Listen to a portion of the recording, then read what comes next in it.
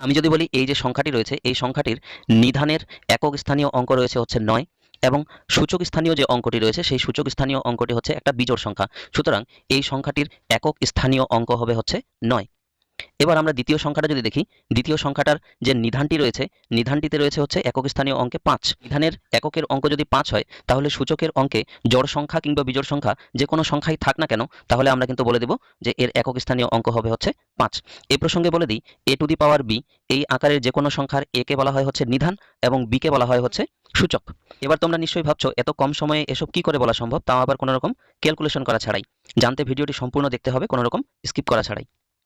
প্রথমেই বলে দিই a টু দি পাওয়ার 0 আকারের যে কোনো সংখ্যার মান হয় 1।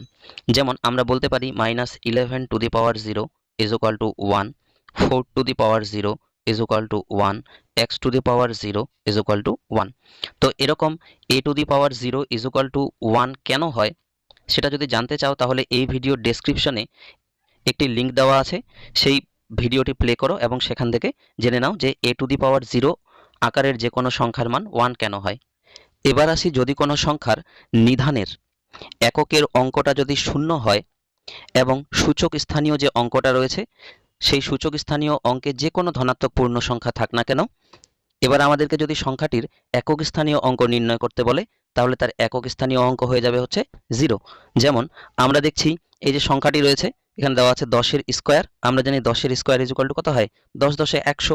সুতরাং এই যে নিধানটি রয়েছে নিধানের এককের অঙ্কে রয়েছে হচ্ছে 0 এবং সূচক স্থানীয় অঙ্কে রয়েছে হচ্ছে 2। তাহলে আমরা দেখছি সংখ্যাটি যখন আমরা ক্যালকুলেশন করে বার করলাম, ক্যালকুলেশন করে বার করার পর দেখছি যে একক স্থানীয় অঙ্কে আসছে হচ্ছে 0। অনুরূপে 10 এর যদি আমরা কিউব বার করি তাহলে আসবে হচ্ছে 1000। অর্থাৎ এই সূচক স্থানীয় অঙ্কে বিজোড় নেওয়া হলেও যদি নিধানের অঙ্কে 0 থাকে তাহলে কিন্তু সংখ্যাটির ক্যালকুলেশন করার পর আমরা যে এককের অঙ্কটা পাবো সেই এককের অঙ্কটা হয়ে যাবে হচ্ছে 0। অনুরূপে আমরা বলতে পারি আমাদেরকে যদি দেওয়া হয় তাহলে যে নিধানে রয়েছে 1950 এবং সূচকে রয়েছে 139, এবার যদি বলা হয় এই সংখ্যাটির এককের অঙ্ক কত হবে তাহলে আমরা বলতে পারি হচ্ছে এককের অঙ্ক হবে 0। অনুরূপে কোনো সংখ্যার নিধান স্থানীয় অঙ্ক যদি 1, 5 কিংবা 6 হয়, এবার আমাদের সূচক স্থানীয় অঙ্ক যাই হোক না কেন সেই সংখ্যাটার যদি আমাদেরকে একক স্থানীয় অঙ্ক নির্ণয় করতে বলে তাহলে একক নিধানের একক স্থানীয় অঙ্ক যদি 1 হয় তাহলে এককের স্থানীয় অঙ্ক 1 আসবে, নিধানের একক স্থানীয় অঙ্ক যদি 5 হয় তাহলে একক স্থানীয় অঙ্ক 5 আসবে এবং নিধানের একক স্থানীয় অঙ্ক যদি 6 হয় তাহলে সেই সংখ্যাটির একক স্থানীয় অঙ্ক 6 হবে। এক্ষেত্রে এই যে সূচক স্থানীয় অঙ্কগুলো যে রয়েছে সূচক স্থানীয় অঙ্কগুলো জোড় বিজোড় যে কোনো ধনাত্মক সংখ্যাই হোক না কেন আমাদের কিন্তু উত্তরগুলো একই আসবে। তাহলে আমাদেরকে যদি বলা হয় যে 325, এবার ধরে নাও এর পাওয়ার দেওয়া আছে 1075, এই সংখ্যাটির একক স্থানীয় অঙ্ক কত হবে। তো আমাদেরকে দেখতে হবে এই যে নিধানের একক স্থানীয় অঙ্ক 5 রয়েছে, এবার সূচকে যে কোনো ধনাত্মক পূর্ণ সংখ্যাই থাক না কেন এর এককের স্থানীয় অঙ্ক হয়ে যাবে হচ্ছে 5। এবার আমাদেরকে যদি এমন কোনো সংখ্যা দেওয়া থাকে যার নিধানে একক স্থানীয় অঙ্ক রয়েছে হচ্ছে 4, তাহলে সেই সব সংখ্যার আমরা একক স্থানীয় অঙ্ক কিভাবে নির্ণয় করতে পারবো। যদি নিধানে 4 থাকে তাহলে আমাদেরকে দেখতে হবে হচ্ছে সূচকে কত রয়েছে। এবার সূচক স্থানীয় সংখ্যাটি যদি জোড় সংখ্যা হয় তাহলে একক স্থানীয় সংখ্যা হবে 6 এবং সূচক স্থানীয় অঙ্ক যদি বিজোড় সংখ্যা হয় তাহলে একক স্থানীয় সংখ্যা হবে হচ্ছে 4। যেমন আমরা দেখছি এই যে সংখ্যাগুলো আমরা নিয়েছি এই সংখ্যাগুলোতে নিধানে একক স্থানীয় অঙ্ক রয়েছে হচ্ছে 4। এবার প্রথম সংখ্যাটিতে সূচক স্থানীয় অঙ্ক রয়েছে হচ্ছে জোড় সংখ্যা, সেজন্যই কিন্তু এর একক স্থানীয় অঙ্ক হয়েছে 6। এবার দ্বিতীয় সংখ্যাটা যদি দেখি, দ্বিতীয় সংখ্যাটাতে আমরা দেখছি যে নিধানের এককের অঙ্ক রয়েছে হচ্ছে 4 এবং সূচক স্থানীয় অঙ্কটি একটি বিজোড় সংখ্যা। এবার সেই জন্য এই সংখ্যাটির একক স্থানীয় অঙ্ক হয়ে যাবে হচ্ছে 4।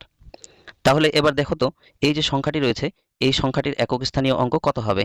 তাহলে আমরা দেখছি যে একক স্থানীয় অঙ্ক রয়েছে হচ্ছে 4 এবং সূচক স্থানীয় যে সংখ্যাটি রয়েছে সূচক স্থানীয় সংখ্যাটি হচ্ছে একটি বিজোড় সংখ্যা, সেজন্য এই যে সংখ্যাটি এই সংখ্যাটির একক স্থানীয় অঙ্ক হয়ে যাবে হচ্ছে 4। এবার আমরা দেখে নিব হচ্ছে কোনো সংখ্যার নিধানে যদি একক স্থানীয় অঙ্ক 9 থাকে এবং সূচকে কোনো সংখ্যা দেওয়া থাকে, তারপর যদি আমাদেরকে বলা হয় যে এককের অঙ্ক কত হবে, তাহলে আমরা দেখব হচ্ছে সূচকটা যেটা রয়েছে সেই সূচকে সংখ্যাটি জোড় রয়েছে নাকি বিজোড় সংখ্যা রয়েছে। যদি সূচকের সংখ্যাটি জোড় সংখ্যা হয় তাহলে একক স্থানীয় অঙ্ক হবে হচ্ছে 1, এবং যদি বিজোড় সংখ্যা হয় সূচক স্থানীয় অঙ্কটি, তাহলে একক স্থানীয় অঙ্কটি হয়ে যাবে হচ্ছে 9।